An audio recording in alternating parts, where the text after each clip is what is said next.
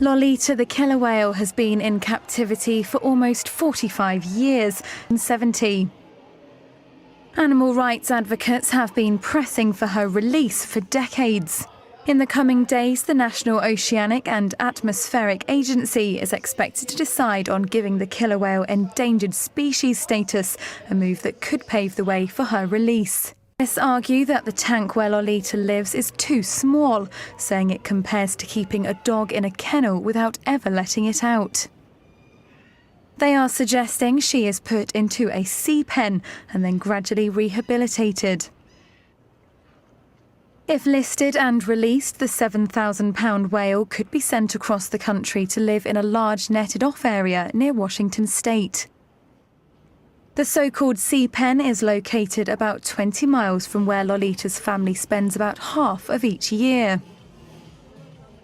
Lolita, who would be renamed Tokitae if she makes it to Washington, was captured in 1970 northwest of Seattle, according to charity PETA. New day, new promise from the new owners of aquarium. More transparency about the health of their animals. A critical and long... A new wave of... That is the promise from new owners following a... And that is why there will be a third party that will evaluate the health of the Seaquarium's animal. Earlier this month, Lolita's splash of a show canceled due to health concerns. Aquarium showcased since, and in that time, now her new caretakers promising top-notch care and transparency. But some say it is time, after decades, for Lolita to be free. In a Miami aquarium, the giant orca, or killer whale...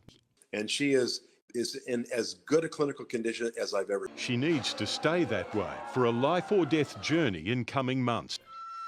For half a century. This 6,000-pound mammal makes a big splash with her family. Now they've settled on a plan to take Toki home. Fly her back to the very ocean inlet where she was trapped in 1970. This is a plan to bring her back. Not entirely free, but a far larger managed area, and nearby the whale pod she once swam with. Planning the whale's journey acknowledge risk, but there's a sense the alternative, Toki aging hemmed in the aquarium, makes it a risk worth taking. Giving her back... Vinnick tells us he's hopeful within a year Toki will finally be home. In the United States, Tim Lester, 7 News. Palm Beach Post reports a team of independent vets have been invited to examine the orca as soon as possible, but no date has been set. Meantime, Miami-Dade County officials negotiating a new lease with the Seaquarium to make it safer for the animal. Well, we're just the interview they did, as well as the statement. We're going to continue doing what we've been doing with caring and loving her for the last 45 years.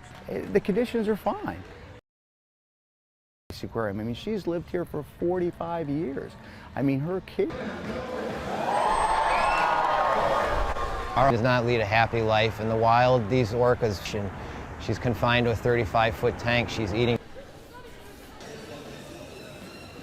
She and others don't want Lolita's death to be in vain and are now demanding South Florida station to get up close with the Miami Seaquarium's famed killer whale Lolita.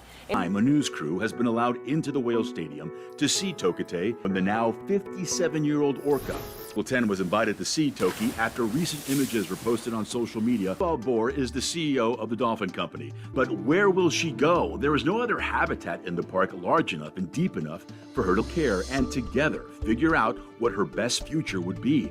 Getting killers can now get the temp down to mimic the waters of the Pacific Northwest. It's at 56 to 50. Toki has bounced back strong. Toki can be moved from this habitat. If for whatever reason they need to get her out sooner, they say she's ready. As good as in health condition, as good as needed for a transportation, but we need to keep her as stable as it is.